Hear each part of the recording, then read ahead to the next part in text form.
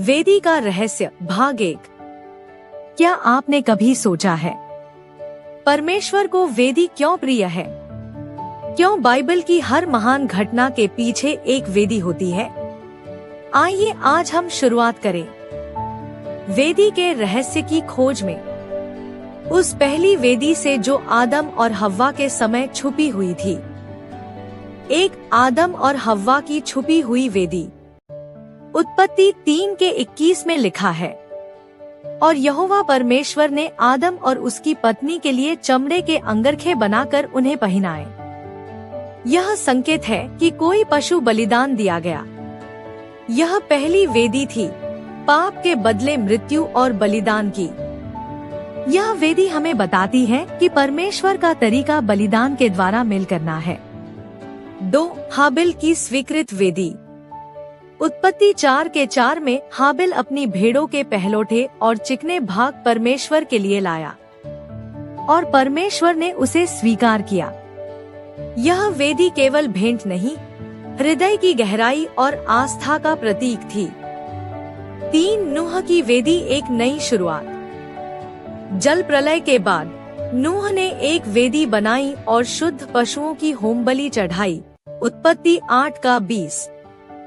यह वेदी नई पृथ्वी पर नई वाचा की शुरुआत थी। यह बलिदान प्रभु को सुगंध रूपी सुखद लगा। 4.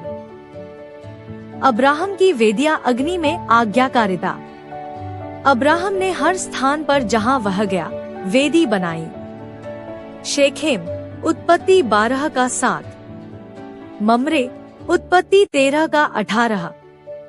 और अंततः मोरियाह पर जब उसने इसहाक को चढ़ाने के लिए वेदी बनाई। उत्पत्ति 22। यह वेदी पूरी तरह आज्ञाकारिता और विश्वास का परीक्षण थी। 5. यहोशू की वेदी, वाचा की स्मृति।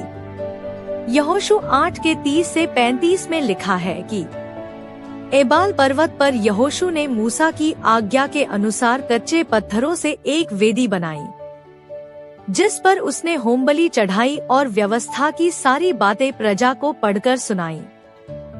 यह वेदी केवल बलिदान का स्थान नहीं थी, बल्कि एक स्मारक थी, परमेश्वर की वाचा को याद दिलाने वाला पवित्र स्थल।